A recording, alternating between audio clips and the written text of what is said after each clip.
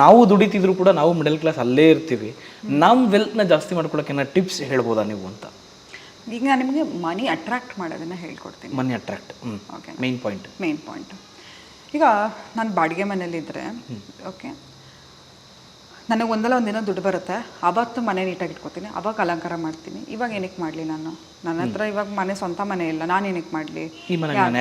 ಯಾರ್ದೋ ಬಾಡಿಗೆ ಮನೇಲಿ ಇದ್ದೀನಿ, ಹೆಂಗಾದ್ರೆ ಹಂಗಿರಲಿ, ಧೂಳು ಹಂಗೆ ಇರಲಿ, ಆಯಿತಾ? ಈಗ ಲಕ್ಷ್ಮಿ ಅನ್ನೋದು ಒಂದು ಎನರ್ಜಿ ಅಲ್ವಾ?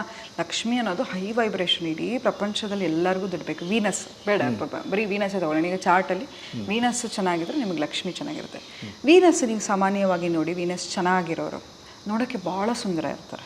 ಲಕ್ಷ್ಮಿ ಅನ್ನೋದು ಅಲಂಕಾರ ಪ್ರಿಯ, ವಿಷ್ಣು ಕೂಡ ಅಲಂಕಾರ ಪ್ರಿಯ. ಲಕ್ಷ್ಮಿ ಭಾಳ ಚಂಚಲೆ ಅಂತೆ. ಲಕ್ಷ್ಮಿ ಎಂಥವ್ರಿಗೆ ಒಲಿತಾಳೆ ಅಂತ ಹೇಳಿದರೆ, ಇಲ್ಲ ವಿದ್ಯಾವಂತರಿಗೆ ಒಲಿತಾರಂತೆ, ಆಯಿತಾ?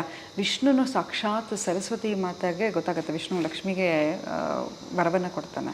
ಆಗ ಸರಸ್ವತಿ ಬಂದು ಕೇಳ್ತಾಳೆ, ಅಪ್ಪ ನನಗೆ ಏನಾದರೂ ವರ ಕೊಡು, ನೀನು ಕೊಟ್ಟಿಲ್ಲ ಅಂತ. ಅವಾಗ ಹೇಳ್ತಾನೆ, ಸರಸ್ವತಿ ನೀನು ಕೊಡೋ ವೆಲ್ತ್ ಏನಿದೆ, ಆಸ್ತಿ ಏನಿದೆ, ಅದನ್ನು ಯಾರೂ ತೊಗೊಳ್ಳಿಕ್ಕೆ ಸಾಧ್ಯ ಇಲ್ಲ ಅಂತ. ಅದಕ್ಕೆ ಹೇಳೋದು, ಸರಸ್ವತಿಯಲ್ಲಿರ್ತಾಳೋ ಅಲ್ಲಿ ಲಕ್ಷ್ಮಿ ಇರ್ತಾಳಂತೆ, ಗೊತ್ತಾಯ್ತಾ?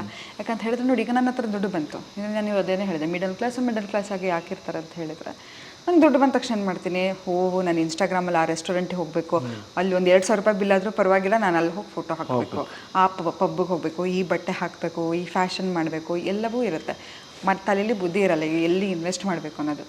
ಲಕ್ಷ್ಮಿಗಿಂತ ಸರಸ್ವತಿ ತುಂಬ ಮುಖ್ಯ.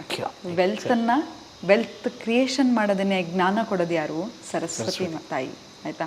ಅದಕ್ಕೆ ನೀವು ನೋಡಿರ್ಬೋದು, ಈ ಫೋಟೋದಲ್ಲಿ ಲಕ್ಷ್ಮಿ, ಗಣೇಶ, ಸರಸ್ವತಿ, ಲಕ್ಷ್ಮಿ ಮಧ್ಯದಲ್ಲಿ ಇರ್ತಾಳೆ. Boss Vala, B the boss.